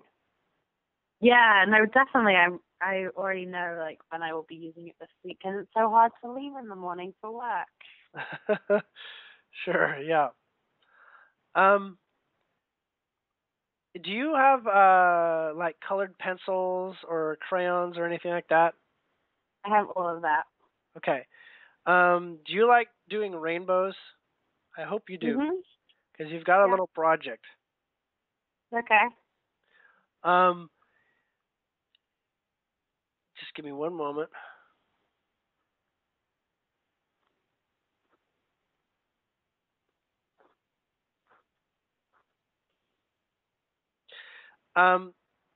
Something about creating rainbow doodles. When you're not really busy. Like if you're maybe watching television or at the internet or something like that, just having those colors to sort of like create rainbow doodles. You can make like little squiggles where they create rainbows. You can do like lines. You can come up with different designs. Wait, so rainbow as in the 7 colors? Yes. Or rainbow as in multi-colors? No, 7 colors. So specifically those 7 colors? Okay. Yes. It doesn't have to be all 7. It can be less or more. It's not exactly a rule there. I mean, that's what I was doing while I was waiting for you to call me with the rainbow colors, so that's kind of funny. Well, yeah, this is what they're telling me is it's a healthy exercise that you're going through right now. And what that does is it irons out a lot of energies. It's hard to explain, but it's very much like an iron. It works on wrinkles. It's like it's a functional, energetic, moving blessing, like a movement of settling things and putting balance into that.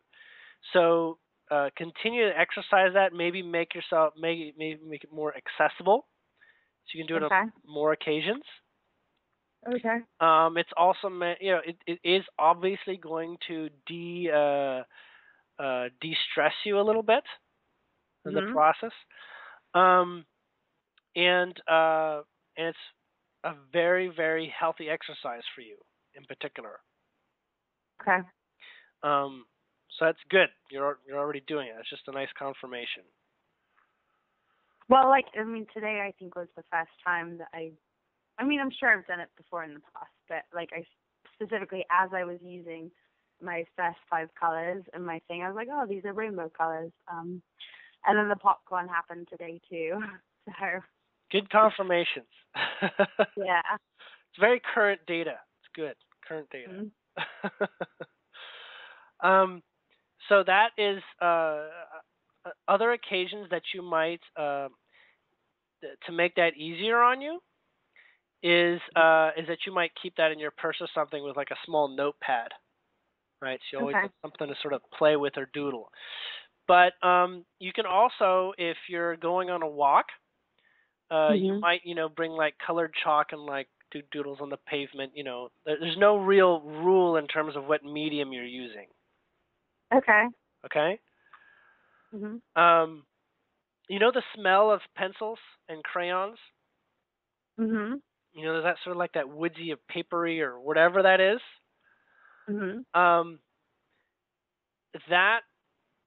There's a hypnotic suggestion scent there. Okay. That goes back to elementary school. The smell of erasers and pencils and crayons and all that. Okay. Note that that's involved. Note that playful vibration is also a portal to those connections. Whether you're conscious or not, smell is a very powerful memory, and that's how it can serve in that way too. So you may even literally smell your crayon before you start if you want to, and then you can get giggles and start doodling. Gotcha. At least that's what I'm being shown. Okay. All right.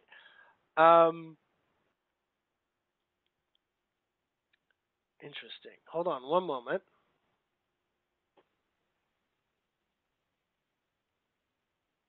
I'm gathering you don't collect a lot of photographs of yourself. Exactly. Like selfies. Well, I mean, like my pictures. Twitter account is all selfies, and I Okay. have like a giant folder full of pictures of my childhood. So I mean, And I take like a selfie every 3 days and like post it online because it's just for me. Nobody's actually following my Twitter. right. Do you have a printer or access to a printer? Yes. That selfie thing is the beginning of something. Um, you're to print that out, Mhm. and with that printout, you write messages on the back of it every once in a while, like an affirmation for yourself, a self-love quote, or something you liked about the picture. Like nice hair or something. Okay. And write those occasionally and keep it with you Mhm. until you do your next picture. You take your next picture. Okay. Because that's the natural cycle, is a couple days or a week or so, something like that. And these you can sort of keep them. You can keep them in an envelope or put them on your bathroom mirror, whatever. But carry them around with you, like the kind of size that's like wallet sized, Mhm. or the kind that easily fits in a pocket. And every once in a while, you can sort of, it's a little bit of a self cheerleading type of thing, you go girl type of thing, where you write these things to yourself, right? It's a little bit Okay. like putting on lipstick and kissing a picture of yourself, Okay. as if it was like a boyfriend you really wanted, right? Like Right. kids do, like when they're teenagers, something like that. They kiss their posters, like "I love you," whatever, Johnny Depp or something. But this is a functional frequency that occurs with that. When you Okay. put that energy into that, it'll take your vibration up several notches. Okay. You will feel more attractive. Funny enough, without anyone else's involvement directly in this picture practice. Okay. Okay. Um, it's if it was your Twitter account and you're leaving yourself comments, it might be weird, but this is just you. This is all your effort towards yourself, and that is the starting place for that beginning to become the vibration on your outside as well. Okay. Does that make sense? So that exercise, I wouldn't stop that. That'll always reap benefits. Okay. Is what I'm getting. And keep them, but definitely, print out the next new one or whatever. Maybe you don't have a printer on hand when you're taking a picture with your phone, but maybe there's a place where you can print it out. Yeah, I mean everything is. I can like take the picture on my phone, post it on Twitter, email it to myself, and then like print it from my laptop. Like I can figure out how to do that on this year. Yeah. Right. Yeah. So okay. So moving on. There's something with a piano music, or playing piano, or something like that. Is that ringing a bell yet? I mean, I took piano lessons as a child, but I don't. I mean, I can play one song on the piano, and I don't have access to a piano in my daily life. Do you like piano music? I mean, the last music we talked about was cello music, and all the cello music that I could find had a piano accompaniment with it, and I just bought like a meditation CD for my drives to work that's the ocean with piano music. Okay, that's probably what the reference is. Okay. Okay. They're asking me to explain the energy of it. But Like, well, I don't know what the energy is of it. You guys got to tell me. So 1 second.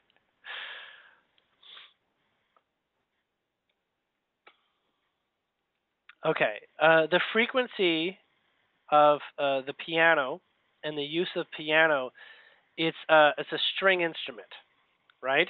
It's not a Mhm. wind instrument. It's not a percussion instrument.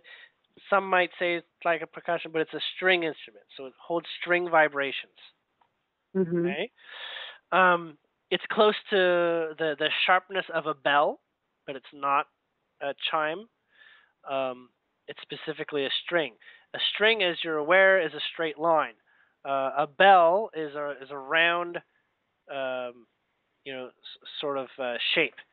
So if you can observe the vibrations and the way that a bell rings, it creates like water ripples that go out from it, sort of like. And a Mhm. string creates like very linear, straight lines of vibration that go out from it, right? Okay. So it's almost like two-dimensional versus three-dimensional in a sort of way. One moment.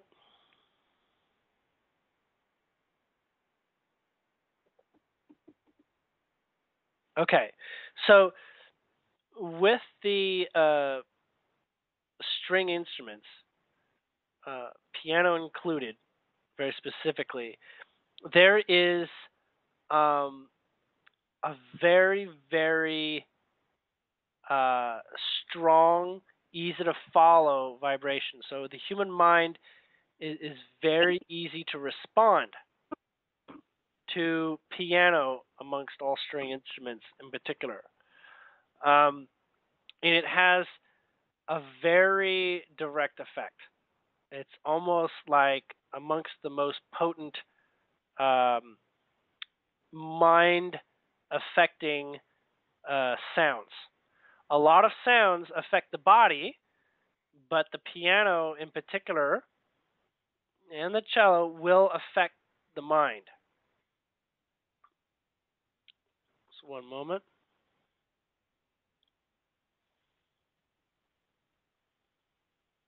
Okay.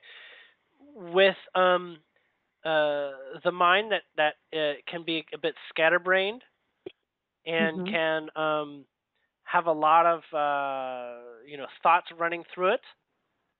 Mhm. The string instruments are meant to uh, cut down on the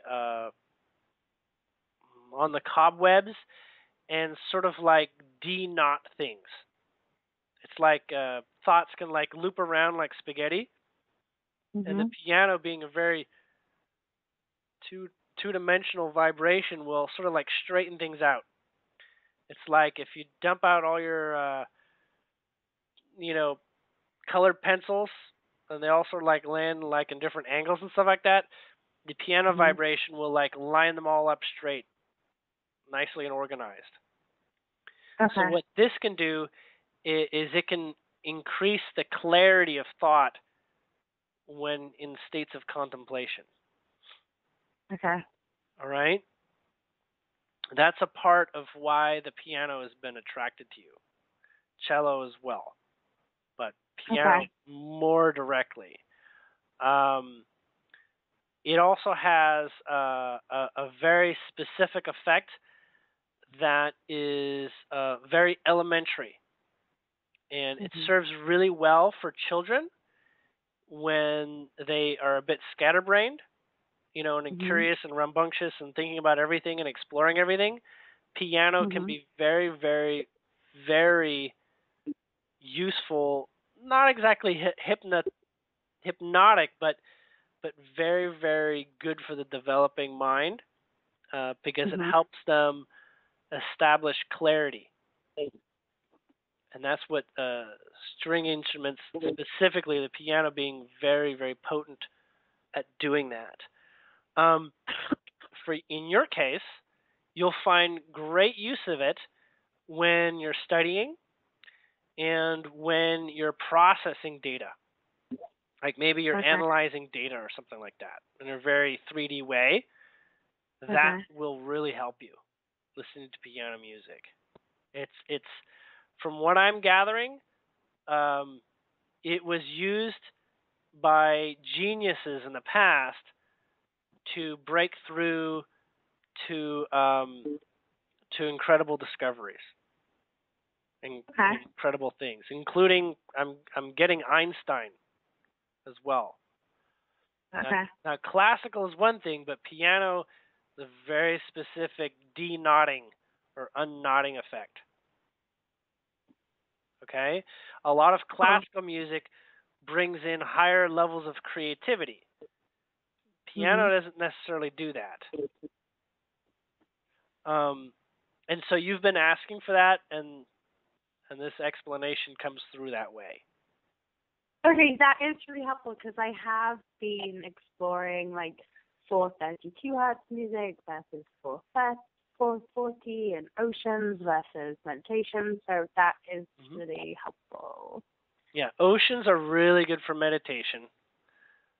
Piano's really useful for contemplation and for managing complex thoughts.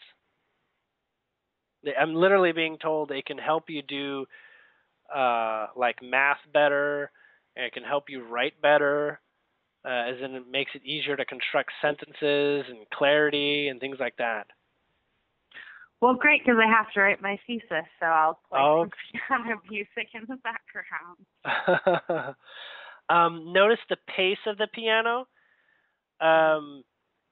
is important too, the tempo. Okay. So, if it's a very, very rigorous process or a long process, and you have the time to go through it, then you want to go over slower piano. But if you've got to get it done faster and have a little bit faster of a heartbeat, then you go through the higher tempo. Okay. So can you just say that one more time? Slower tempo is for when you have time to work things out. Faster tempo is when you have less time. I'm gonna pause this for a moment because I need to quickly use the washroom. But we'll be right back for the rest of it. Okay? Yep. Okay, I'm back. Okay. All right. So where were we? You had just said slower tempo when there's more time to think, and faster tempo when there's less time to think.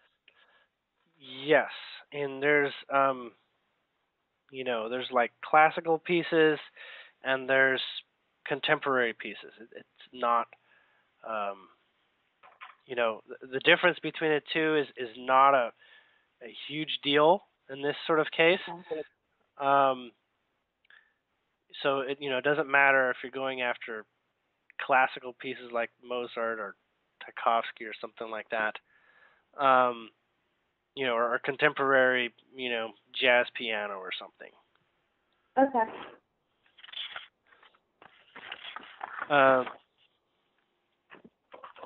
Well, we're down to the last 8 to 10 minutes or something like that. Did you have any other questions you wanted to key in on for today?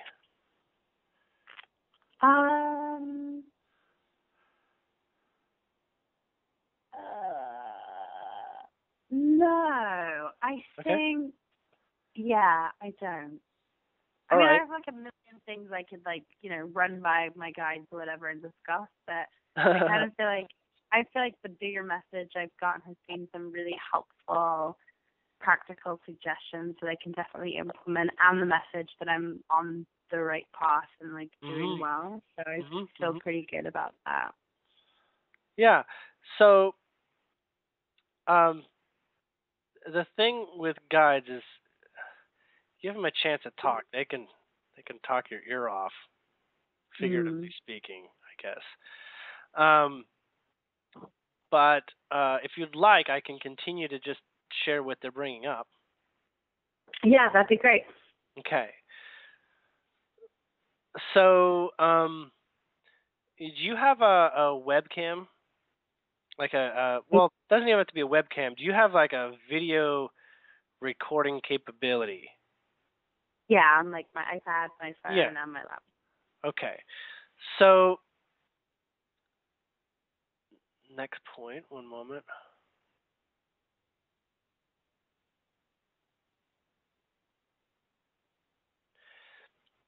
they are going to encourage you to set up your camera or any one of your cameras to videotape for a while. Clear some space on your computer, whatever like that, and just leave it videotaping an open space, whether you're there or not. But try to have it so you can access an open space. Because you should be able to see orbs that will show up on equipment easier than the eyes. All right? Okay. And this is just one of the ways they want to show you they're there. Okay. All right? Now, if you take pictures, that's one thing, but video is going to work better in many cases. So you can set up your phone. Basically, the tool with the highest quality would obviously work out the best. But honestly, start just doing, video. And of course, the time it might take to review the video might be another thing. But when you're not doing anything in particular, maybe just listening to music or contemplating stuff, you can review the videos, right? Like instead of watching television, you can review the videos or something.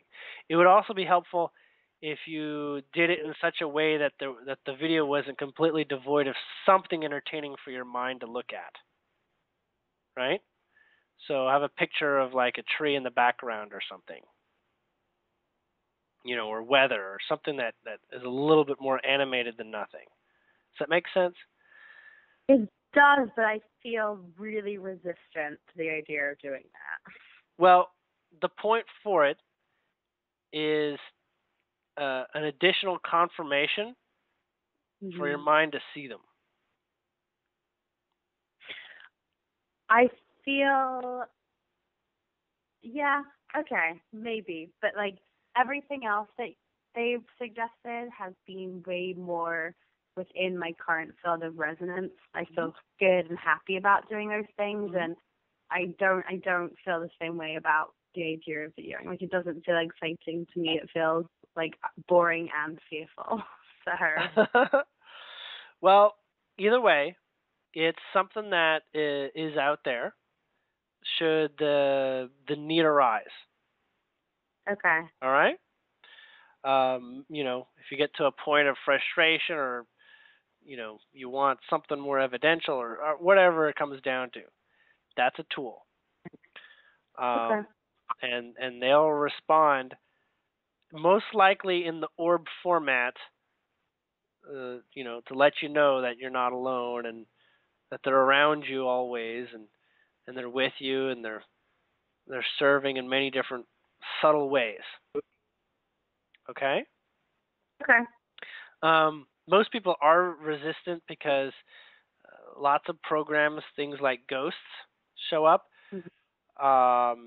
And on some levels, we could say, you're being helped out by a Pleiadian, but even Pleiadians being the most loving beings ever, you're still not ready to face one landing in your backyard, that sort of thing. Those programs still continue, and they're not unfounded. They have a lot of bases in the functional preparation of the full body of your whole self ready for a phase, right? So they let you know about specific phases. It's not like it's a phase that everybody is trying to accomplish or something like that. It's just a phase of balance with a typical miracle of that form. If that makes sense. It's like, I'd like to meet aliens one day. You tell me you're going to land in my backyard tonight. I'm a little bit worried, my mind is not prepared itself for that level.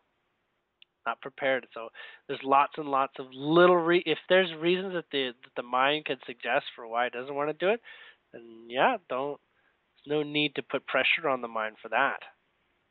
Okay? Yeah. So there is also some information that is supposed to be relayed to you through the sun, through sort of like sun gazing, like sunset, observation. Have Mhm. you gotten that or started to get that? I had one moment driving where the sun hit my eyes and it was just a way that felt like something, but I mean, I was not able to be processed. It felt like there was a connection there. Yeah. Sometimes it's like a static electric shock that Yeah, it actually was like contains like a massive amount of information that just takes a while to deciduate and make sense. yeah. Yep. Okay. So that's going to be happening throughout this summer. There are going to be sparks, and there are also going to be, if you choose to take time, um, to look at the sun when it's setting and things like that, or to look at the sun when it's through the clouds, when it's a bit safer to Mhm. look at the sun that's just, bright from behind the clouds. Um, but the mind in particular really does like it when it's on the horizon. It understands that beauty of sunset and things like that. You could do it during Mhm. sunrise, but sunset tends to be more accessible. It all depends. You don't have to do sun gazing, which means, practice Yeah. staring directly at it. You don't have to do that. Just giving the sun your attention is Yeah. pretty much all it comes down to. You'll see. Um, Also note that the messages that are coming through are ones that are going to see you through the summer, going to see you through the next several months, like 5 or 6 months. So it's going to be the start of some things. It's going to be the start of a couple things starting off as those Okay. come through. You'll feel them more as like new forms of optimism or new ideas that will start to formulate easily. You might identify them in your imagination. You might just, consider new business venture ideas, some things along those lines of creativity that are going to actually make a more physical impact on your life. Not maybe, critically or seriously or anything like that, but they're going to be things that are going to make you feel like you're in touch with yourself. Yes. Yeah. Yes. Yes. Yes. Yes. I already feel that way, and I feel like they're just being pushy with Talk of the Sun and the video recording. I feel like the pinwheels and the music and the Hearthstone and the popcorn is like, enjoyable and kind of like will easily see me through the next few months. Yeah, I'm pretty excited. You gotta give me feedback. I mean, we have 2 more sessions we get to do, at least. Yeah. So you work with Crystal to schedule those, Yep. and but I figure this will see you through at least a while, huh? Yeah, because in a couple of weeks I'm going to Denmark for my brother's wedding for a couple of weeks, and Ah. then I have my thesis that's due 2 weeks after that. So I'll be pretty busy for the next couple of months. So I'm glad we have this session time now, and I feel really pumped about all the suggestions and the things to implement in my life. I feel really good about that. Very cool. I'm really glad that I got to be a part of that coming through. Um, I just I want to thank your guides as well. It's just a really cool privilege to work with. I want to say people, but like beings that are so dedicated to people like yourself and to life. Um, it's it's easy to see it now, and it's sometimes hard to see it when you feel like you need them, like Mhm. imminently and stuff. So that's why they've been doing their best to give you tools and ways to observe their involvement with you. They really think the bibliomancy is probably at the top of the list of functions that they could have brought today, and that's why they started with that. Okay. And they encourage you to do all of those things. The pictures, all these things will take you from what you were talking about, couch to 5D. Awesome. Well, that was what I wanted, so that's great. All right, very cool. So it's exciting for me because just about none of those I've ever heard of before. So, it's new. It's new for me too. So exciting all the way around. Awesome. Well, thank you for being the voice, Julien. Very welcome and glad to be there. So, all right, take care for tonight until we talk again. Okay. Bye. Bye bye.